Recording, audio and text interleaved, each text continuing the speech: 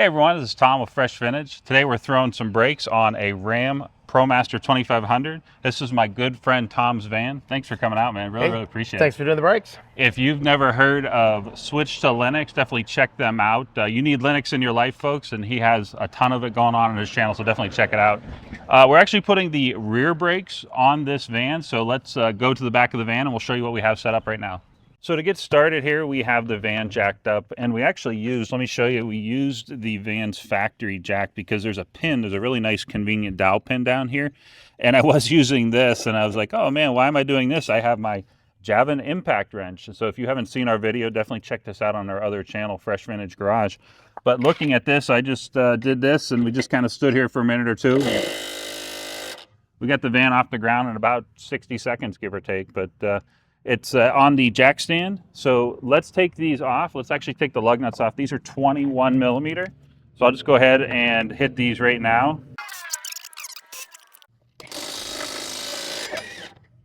And there's that. And I was wondering if that was a hubcap. So looking at the brakes, we know these are fairly thin. And so we're just going to replace the actual pads. So quick recap, we have 21 millimeter for the lug studs, and then for the actual brake caliper bolts, this is a hex, and it's a very, I don't call it an oddball hex, but this is a Duralast HW6. It's a 50-401, so 50-401. And Tom actually said there was some discussion because you have a second one there. Yeah, I have this one's, I think, is a 3/8, which is much bigger, of course. But when I did the front brakes personally, there was a lot of discussion on the online forums about which one to use. So I went out and bought the 3/8. It's like, well, that doesn't work either. So after digging around, we found this obscure thing which we still don't know the size, but we'll let you know when we figure it out. And yeah, we'll throw it on the screen if we find the exact size of this, because it literally just says Duralast HW6 50-401. And I mention all that to say we have a power built kit here. This is the kit you go rent. You can rent these at like Advanced Auto Parts, for example. This is the kit you rent, quote unquote, to get the job done. And this has a 1/4 inch here, and you can see, like, look how close those are. But believe it or not, the 1/4 inch, let me show you, the 1/4 inch does not fit. I've tried. Believe me, I've tried. But the Duralast Special here fits very tightly. So this is the one we're using, and if we find the exact, I'm guessing it's a metric size, but we'll throw it on the screen. But all that to say, let's get the, we have our Craftsman, used to be made in the U.S., but now it's made probably in the factory next door to the JAVN, so forgive my shade on Craftsman. So we're going to get these taken off of here, and we'll be right back. So we upgraded to our Hercules unit here, so we're going to just zip these bolts out right now. Your bolt right there, and let's grab the other one out of here. So here's our bottom bolt, if you want to call it that. It's more of a slider. So real quick, the original brakes here do have an actual electronic sensor, which I just tried, and that's a very easy pop out there. So I'm going to pop this bracket off of the caliper just like that. Off, there we go. And from here, we actually have hooks that we can hook this up. So let me grab the hooks and we'll dangle this just a moment. There's not a whole lot of spots. It'd be nice if there was a hole right here, but so just keep that in mind, because everything you want to hang on is a brake line, which obviously you don't want to do that. So there's really nothing to hold this. So just keep that in mind. You may end up having to set this on like a block or something. So we have the front pad off here, and I just popped the other pad here. This actual piece came with it, and those are the original Mopar brakes. This is a 2019 van, so that's not super surprising. But now we need the brakes, and oh, wait a minute, where are the brakes? Oh, I know, hang on, let's go grab them. Let's get our brakes. We'll go to our drive-through brake service. Oh, yes? Hey, I need some brakes, man. Oh, brakes? Yeah. Here, there we go. Awesome. There we go. Thanks, Tom. Yep. And inside the box, everything here looks solid, so we're going to reassemble this. We'll start with, I'm just going to pop these brackets off of here.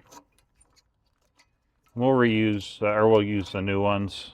So we have on our caliper, you can see we used an old brake pad, and we're just going to turn this, and we won't show you the whole thing, but you're basically just pushing the piston back in This one's going in very smoothly.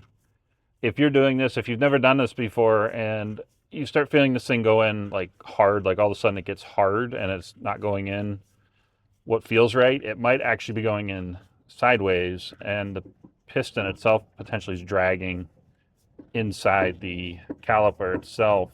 And this is also a great time just to take a look. This is a 2019 van, so you wouldn't expect the rubber to be disintegrated or bad, but I mean, this looks solid.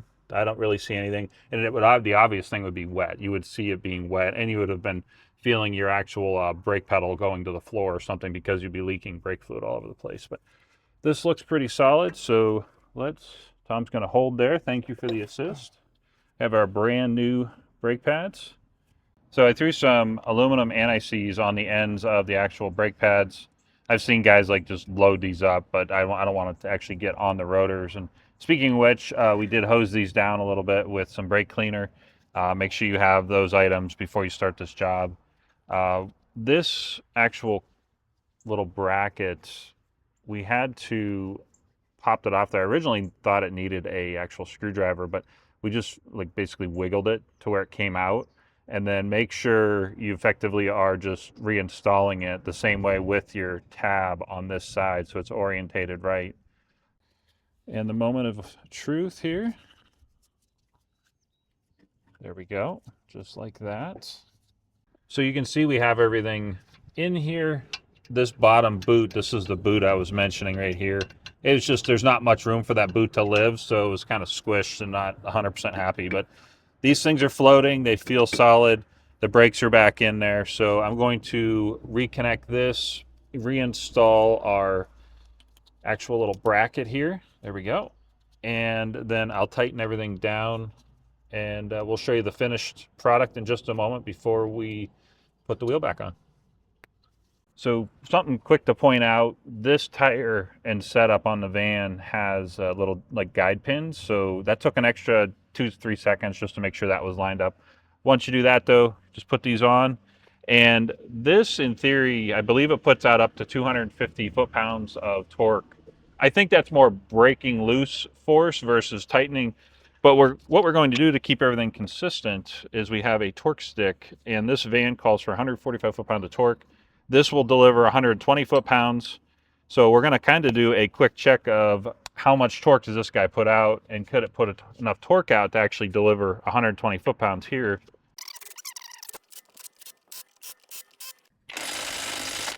Okay, so let's spot check that to see how close to 120 foot-pounds we are. So this is called failing, folks.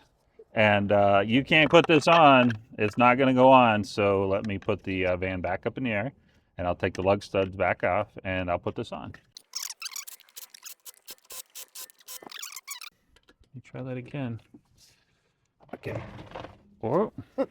We'll be right back. Oh my goodness. Okay, here we go.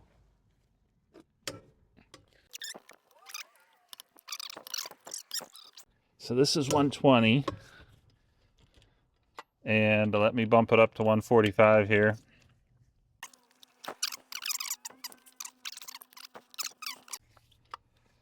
All right, folks, we are done, and we're going to do basically the exact same thing on the other side. So you can see we're on the passenger side. We already have the wheel off, and we're going to do the same thing over here. It's kind of rinse and repeat.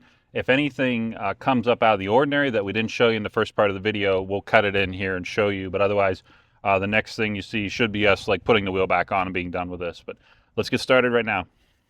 All right, so wrapping things up here, the passenger side is effectively the driver's side, but same thing.